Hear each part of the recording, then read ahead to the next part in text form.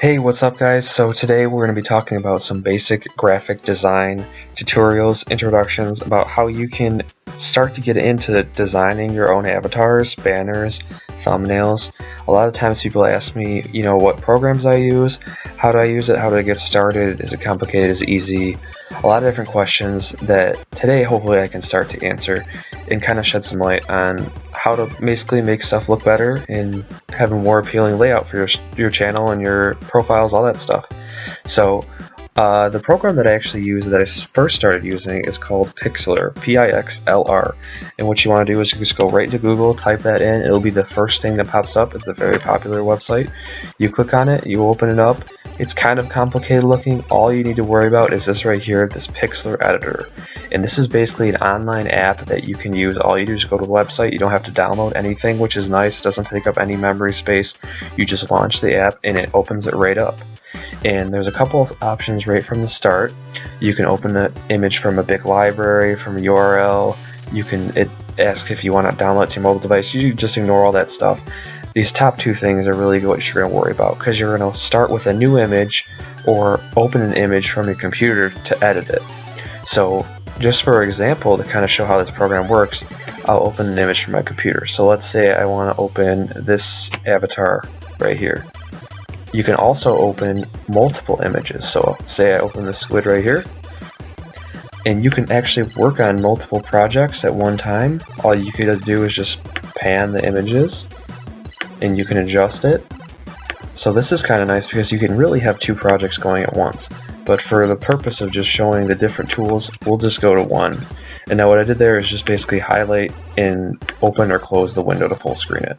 And there's automatically these three presets right here: Navigator, Layers, and History, which is just a preview of your picture. You can zoom with this. You can also zoom with Control and plus and minus on your keyboard to zoom in and out, and you can also scroll. So it's really easy to navigate through your image. And right here are your layers. In each picture that you upload is going to have layers. You can add layers to it. So for example, I added 2 layers here. I can draw on this second layer, and then just by unchecking this box here, it shows which layers show up. So that could be good if you want to add multiple layers and effects to things and test out different effects. You can uncheck them. And the history button just shows what I just did. I opened an image, I opened 2 new layers right here, and I used the brush tool to make a stroke. So these layers, you can actually rename them. So I could name this squiggly line if I wanted to, and now that layer is now known as squiggly line, so it's easy for me to navigate through that. So first off, going through these tools, there's a few different tools that are on here. It's kind of complicating to look at if you're not really familiar with it, but for editing avatars and banners and all that, you really want to focus on Move tool, wand, maybe your pencils, your brushes, your gradients, your paint bucket here, and your type tool.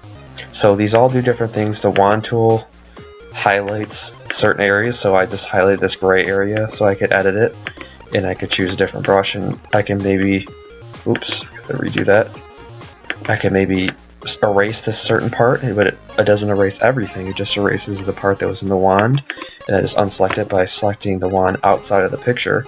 And there's also all these different brushes. There's some downloaded here. You can click on more, and there's all different effects. Charcoal, there's different categories where you can add a bunch of different effects. You just add, and it gives you all these pretty cool presets for brushes, and you can actually go online and download more. I haven't done it before, but there's a wide variety of brushes that you could use, and these can be very useful for adding kind of effects to your pictures or your banners. So there's this big bar up here. You can edit your video, you can transform. Transform is shrinking it down, so you can change the size. It'll ask you if you want to make the change. I'm just like no. You can also free transform, and if you hold down shift, it'll transform it, but it maintains the size, so that it's always going to stay the same rectangle or square.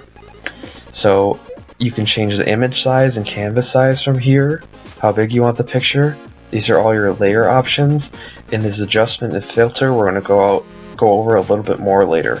So for right now, let's just go back and enter Pixlr how we normally are. Because most of the time when you're using Pixlr, you're going to want to create a new image. So you just create a new image, and you can call it something. I'm not going to call it anything yet.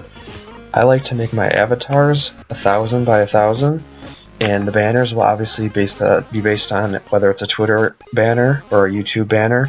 You can adjust it for that based on the size that you need. So let's say we're adding an avatar, and if you didn't notice right there, you're going to want to click this box that says transparent. Basically transparent, if you notice when we opened that Umbreon picture, there was white in the background, but now it's transparent, so I can add anything I want.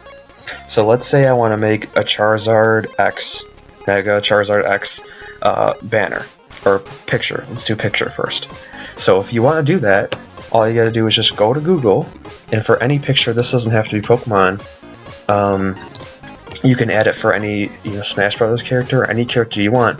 What you want to do is find a wiki or some sort of main page that covers a lot of information about the game, because all these pictures that are on here are pictures that are ripped exactly from the game or are official art. And so what I did just there is just copied and pasted the URL, and if I go back to Pixlr and go to layer, I can open the image as a URL, paste it in there, and now once it loads, yeah, this picture of Charizard's in here. Another reason why I like using the size 1000 by 1000 is that most of the pictures on Bulbapedia are really high resolution and they're very big, and that's how most official art's going to be. They usually make it big. So now I have two layers. I have just a transparent layer, and I have the Charizard X picture that I just uploaded. So I'll get rid of this. And another important thing that you want to be careful of is you want to be able to find that wiki page, because if I just go into Charizard X images here, there's a lot of cool images, but say I pull up this image right here, or this image looks really cool, I would like to use it, but I click on the page and this is actually some Charizard X art that someone else made.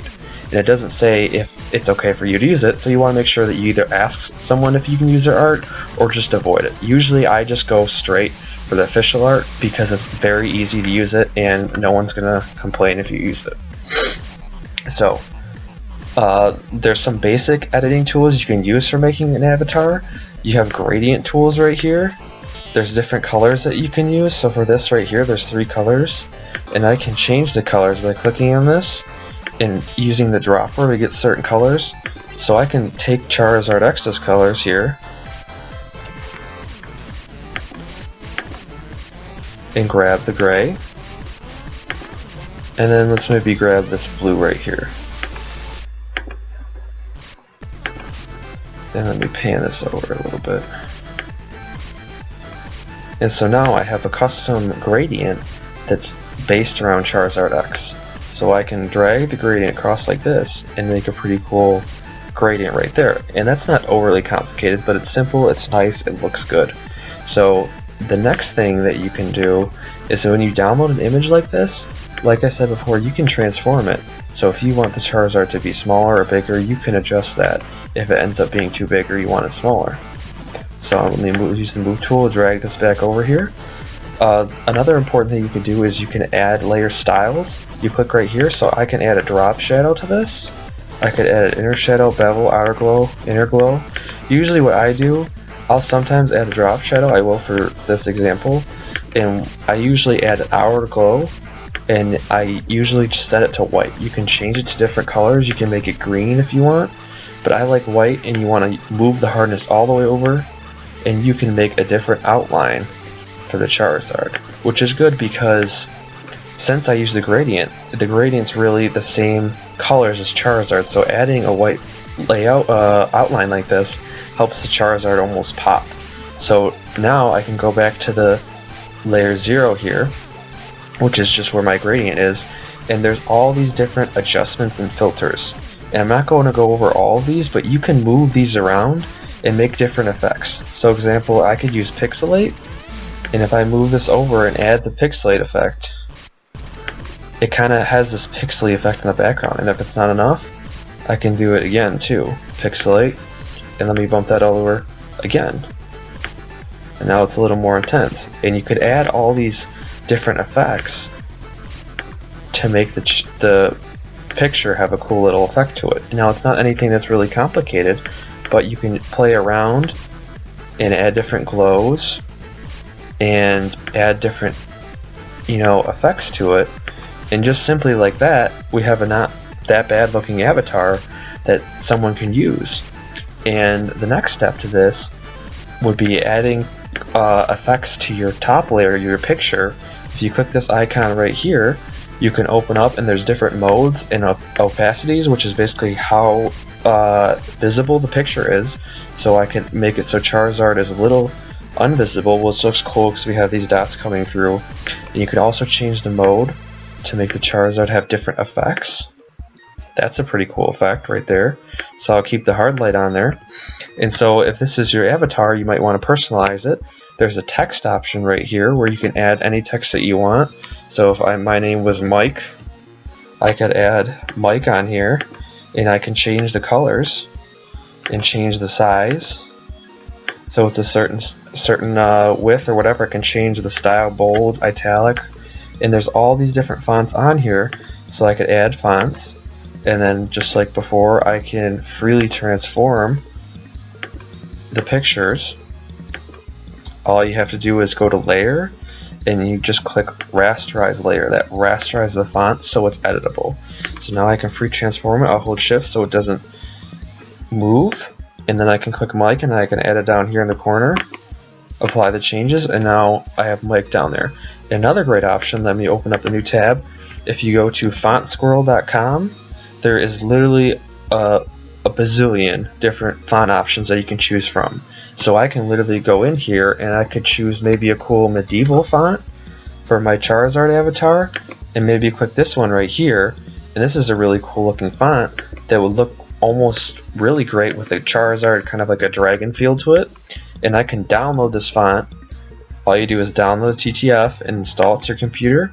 And then when you go into the Pixlr fonts and click and type the font, you can change your font to that type of font.